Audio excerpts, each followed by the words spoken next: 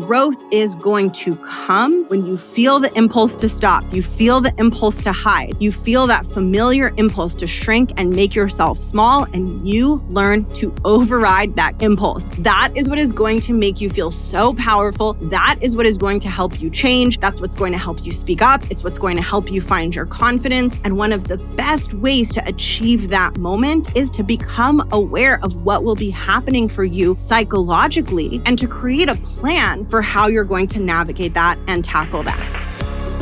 Welcome to The Art of Speaking Up, a podcast that helps professional women access the limitless potential that lies within them. I'm your host, Jessica Guzik, and my mission is to help you find that spark inside you that has the power to transform your career in ways you may not have thought possible. I'm so excited that you're here. And now, on to the show.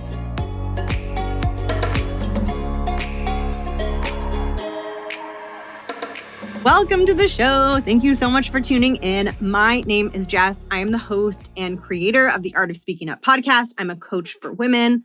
I support women who work in the corporate and 9-to-5 space. And the work I do is really designed to help women build confidence, develop a super powerful verbal communication style, and elevate into leadership roles.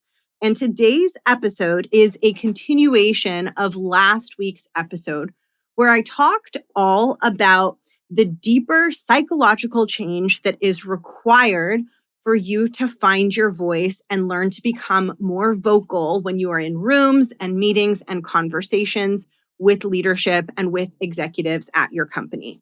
What I'm going to do in today's episode is I'm going to give a super quick, brief overview of what I covered last week, but I recommend listening to the entire episode if you haven't already. And then I'm going to deep dive further into the topic of psychological change and help you understand what type of psychological change is going to support you in making the outward behavior change of finding your voice in meetings and becoming a more vocal participant. So in last week's episode, I talked about the difference between behavior change and psychological change. And to summarize that quickly, behavior change is when we make a change to our outward external behaviors.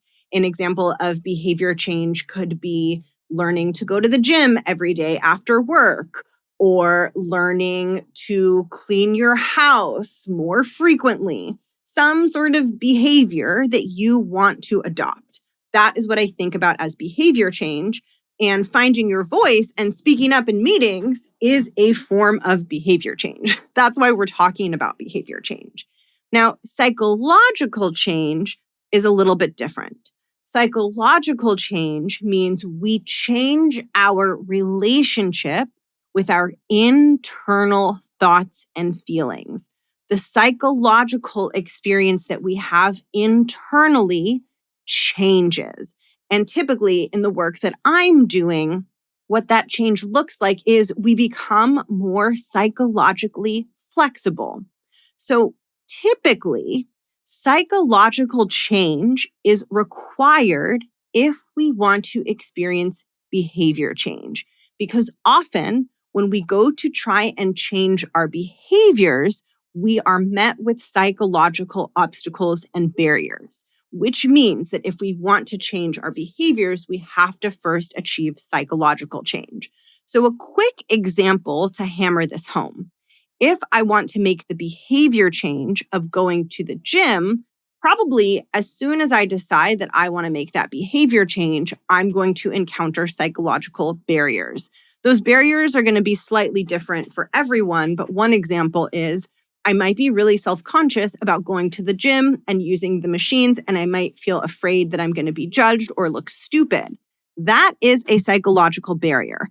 If I don't address and solve that psychological barrier, I'm not going to be able to achieve the behavior change of going to the gym. So when we are embarking on a process of behavior change that is going to challenge us and stretch us outside of our normal routine and outside of our comfort zone, if we don't also work on the corresponding psychological change, it's going to be really hard to make and sustain the behavior change. The reason that this is important for you is because speaking up in meetings and finding your voice is a form of behavior change that typically requires psychological change. And a trap that a lot of people fall into is they're not paying as much attention to the psychological change that's required, and they're just focused on the surface level behavior change. They're just focused on, I need to speak up more. I need to use my voice more. The problem is they inevitably run into psychological barriers that prevent them from making the behavior change. And if you've ever had the best of intentions to speak up and use your voice, but struggle to follow through on those intentions, then you've experienced this. But despite your best efforts to make that behavior change, you're likely going to encounter psychological obstacles that need to be addressed in order for you to unlock the behavior change. This is really important because when you're struggling with behavior change, it's really common to blame yourself and think that something must be wrong with you, that it's so hard for you to make this change. It's not that something is wrong with you. It's probably that you need to go deeper into the psychological change. And that's what we're talking about in today's episode. And that's what I do as a coach. That is my work as a coach, is to support my clients with the psychological change. Now, of course, I often support my clients with the behavior change. Sometimes we need to know what to say, and we need tools and tactics to make sure our verbal communication is crisp and effective. But no amount of tools or communication frameworks or tactics are going to be able to make up for a lack of psychological capacity to face the scariness and discomfort of opening your mouth and speaking and taking up space, which is why it's so important to look at the psychological angle of finding your voice. I love this stuff. This is the bread and butter of how I coach. And in today's episode, we're going deeper into it. We're going deeper into how to set yourself up for successful behavior change by being very aware of the psychological obstacles that you experience when you're trying to find your voice and take up more space. So in today's episode, I'm going to share with you a framework for both behavior and psychological change that will help you accelerate your process of finding your voice in meetings. And this is a framework that I call Start, Stop. So I'm going to explain the framework, I'm going to explain what it is, and then I'm going to tell you what it means for you and how you can use it to help find your voice and to help become more confident and courageous when you are in work meetings and conversations. So the framework is Start, Stop. So here's how this framework works. The way that I think about it is that there are two kinds of emotions. There are emotions that I refer to as stop emotions. And then there's emotions that I refer to as start emotions. So there are stop emotions and there are start emotions. Stop emotions are emotions that stop us from taking action outside of our comfort zone. That is why they are called stop emotions, because they stop us in our tracks. Now, the most common stop emotions and ones that you have probably experienced are fear, doubt, uncertainty, and self-consciousness. Those are emotions that tend to stop us from taking action. Now, you can probably guess what the definition of a start emotion is. A start emotion is an emotion that gets me into action. It helps me start to take the action that I want to take. It helps me take that action outside of my comfort zone. Now, some examples of start emotions are commitment, determination, confidence, feeling inspired. Those are emotions that are going to tend to help me start to take action outside my comfort zone. So there are stop emotions and there are start emotions. Now, inherent in this framework is a very important implication that is worth highlighting, which is that our emotions have a ginormous impact on our behaviors and our actions. And the reason that I'm pointing this out is because I used to be someone who thought my emotions didn't matter and emotions are irrational and we should just focus on logic and why do I need to be aware of my emotions? And a lot of times my clients feel this way too. And I understand this perspective because it's a perspective that I used to hold until I began to understand that almost every struggle that I was experiencing in my life was driven by an emotional experience or struggle that I was unaware of. And as soon as I acknowledged how important emotions are and how much they're at the forefront of my life and the actions I take and my ability to create success, I got on board the emotions train and I was fully bought in that emotions matter and that understanding our emotions is an enormous ingredient when it comes to creating confidence and creating success. This is just unavoidable for me. So if someone isn't interested in understanding their emotions, for me as a coach, I know I'm going to be limited in terms of, how much I can support that person because our emotions play such an enormous role in our behavior and in our lives as a whole. So I wanted to just point that out in case you're the way I used to be, where you're like, no, I'm not interested in emotions. They don't feel useful. They feel fluffy and irrational. Like, let's talk tips and tactics. Tips and tactics can work, but they can only get you so far. You do have to go beneath the surface if you want to experience deeper, more meaningful change in your self-confidence, in your behaviors, and in your life. As humans, we are emotionally driven creatures. Emotions drive our motivation and our decisions and so much of what we do. There's just no way around it.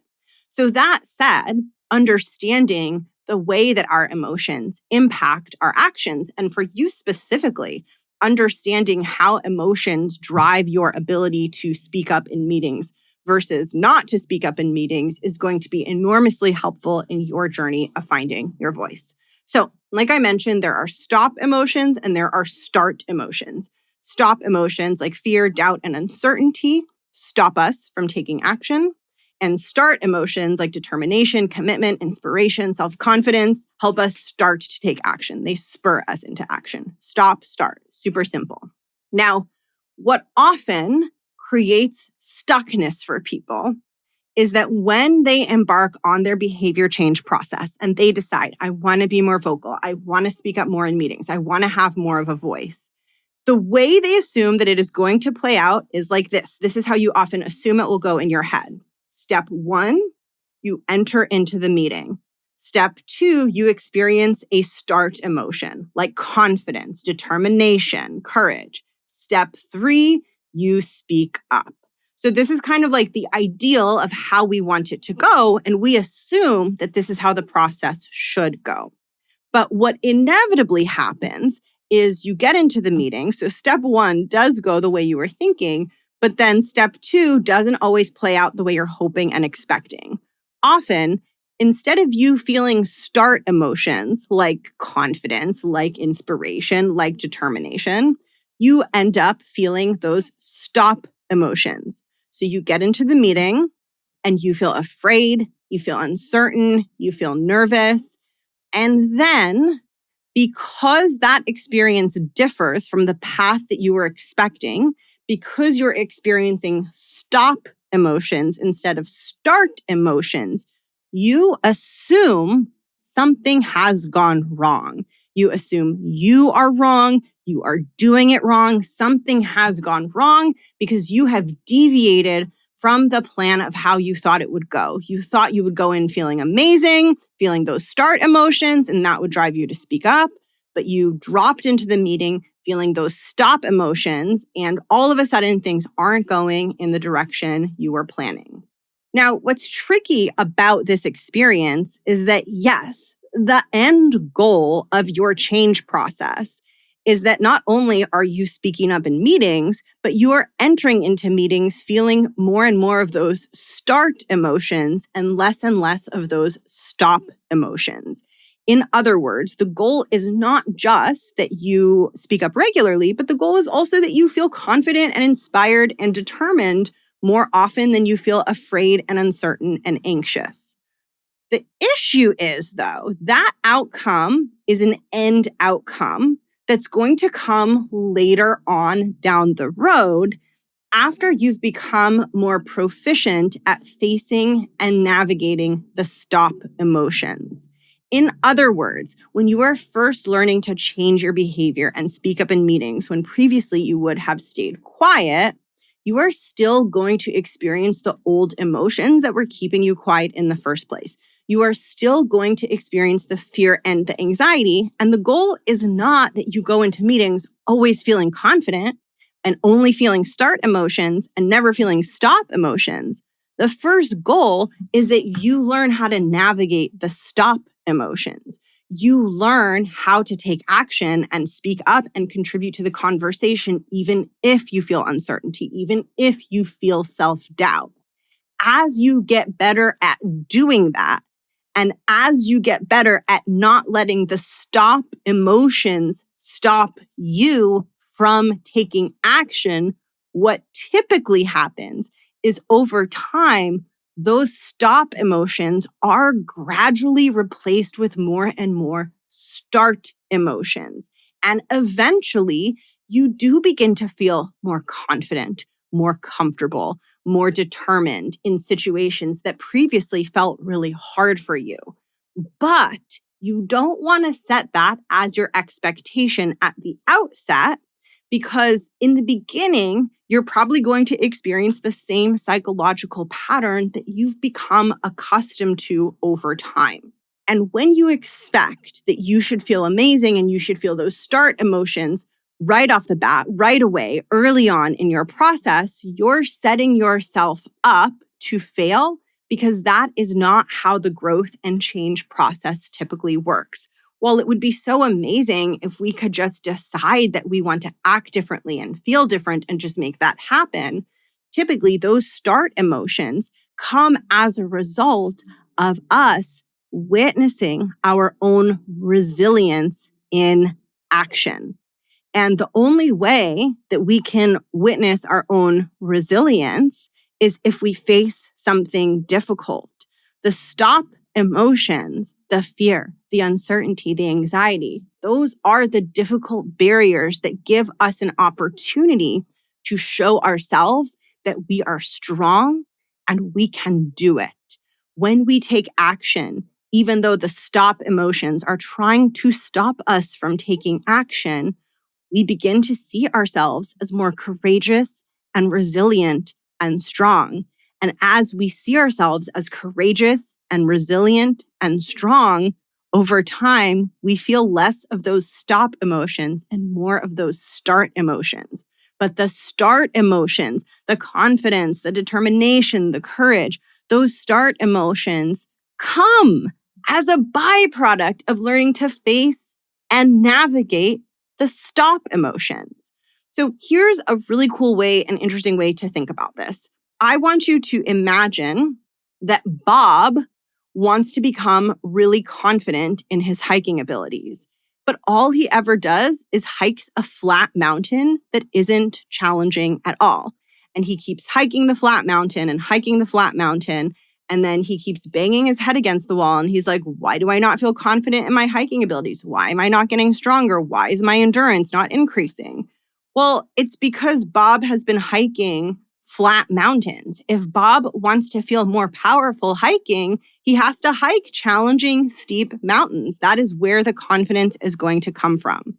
Similarly, if we are trying to skip the stop emotions and just feel those start emotions and just feel amazing and strong and confident 100% of the time, what we're saying is, I want to get really good at hiking and I want to get really strong, but I only want to hike flat mountains. Like I only ever want to be in situations where I feel good and I feel amazing, and that's why I speak up.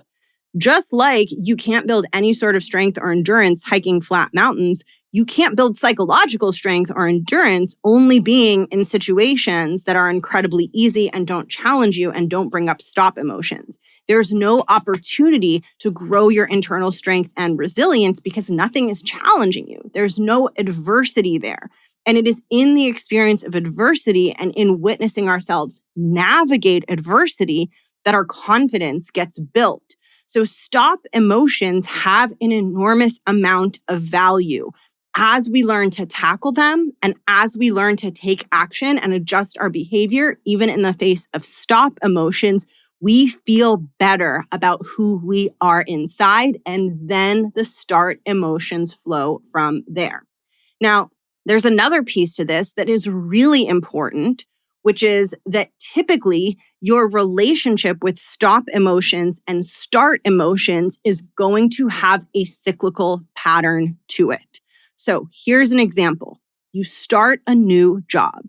You have meetings and conversations, and you're new to the job and you're new to the company, and it feels really intimidating, and you're experiencing all kinds of stop emotions your first several months in the new job. You're afraid, you're anxious, you have imposter syndrome, you're doubting yourself, you're having trouble speaking up in meetings.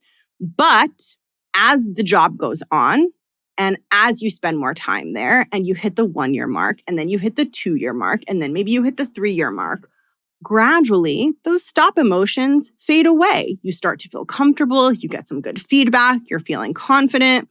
And now your job is predominantly composed of start emotions. You feel strong, you feel solid, you feel confident. You don't feel all of those stop emotions that you were feeling at the very beginning of your job. And then things are going so well that you get a promotion, and all of a sudden you've got a new title, you've got a new set of responsibilities, you've got a bigger scope, and all of the stop emotions come back to the surface, the doubt, the fear, the imposter syndrome, the uncertainty, and all of a sudden feeling confident and speaking up feels hard again. Nothing has gone wrong in this situation. What is happening is you are expanding your capacity. You got to a point where your old position felt easy and you started a new position, but that new position is just at the beginning of the cycle where you're experiencing more of the stop emotions. But remember, as you face and navigate the stop emotions, that's what gives you more and more access over time to the start emotions. Now, I want to zoom in and help you understand what this means for you. And I want you to think about the settings at work where you are trying to find your voice and trying to be more vocal.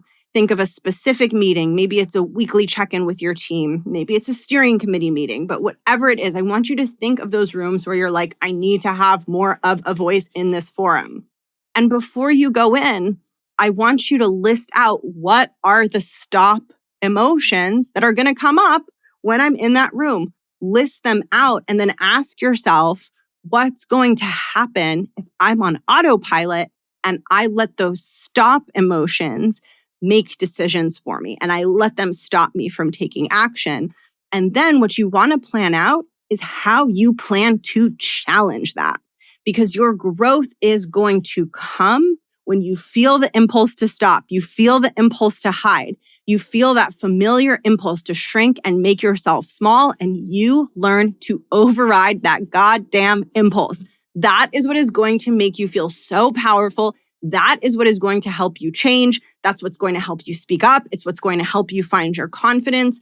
And one of the best ways to achieve that moment is to start to think it through in advance, to become aware of what will be happening for you psychologically, and to create a plan for how you're going to navigate that and tackle that.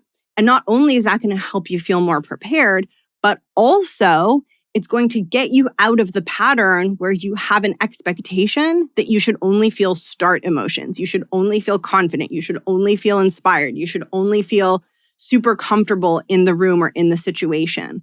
Once you become aware that the stop emotions are normal and that they're probably going to arise, you won't be thrown so off kilter when they come up. You won't have that expectation that you should feel amazing right off the bat. You will understand that you are in the beginning of the stop-start cycle and that the stop emotions are normal and your job is to navigate them. The more you practice doing that, the more you're going to start to feel like you have choices. And the more you feel like you have choices and the more you establish that habit of speaking up, the more you're going to see those stop emotions transition into start emotions. And it's typically a process. It's not a thing that happens like at the flip of a switch or overnight. It's typically a process that's gradual enough that you don't realize that it's happening. And then all of a sudden you get to a point where you're like, whoa, I didn't even feel nervous in that meeting. And I used to, and I don't even know when the change happened, but all of a sudden it's feeling easier. It's feeling different. So you got to stick with it. You got to have that faith that your process is working if you take it in small steps. And you got to be willing to face the stop emotions and see them as the gift that they are. They are enablers. They are the building blocks to your self-trust, your inner strength, and your self-confidence. Thank you so much for tuning into today's episode. It is so much fun to get to help you with this. And if you want to go deeper into this mindset work, deeper into developing your psychological resilience, learning not to let those stop emotions get in the way of you having a voice and showing up as the leader that you want to be, you will love the Art of Speaking Up Academy. It is all about helping you learn how to take up space and be a super powerful verbal communicator from the inside out. I help you strengthen your mindset so that you have the courage and the psychological resilience to speak up more frequently. And I help you polish up your communication style so that as you're speaking up more frequently, you sound really crisp and impressive when you do. To be the first to find out when I launch the next cohort, make sure to add yourself to the waitlist. By adding yourself to the waitlist, you'll have the opportunity to enroll early. You'll have the opportunity to save $500 off program tuition. And you'll also have the opportunity to access some waitlist exclusive bonuses that are only offered to those on the waitlist. To add your name, head over to jessguzikcoaching.com/academy or click the link in the show notes. Thank you so much for joining in, and I'll catch you in the next episode.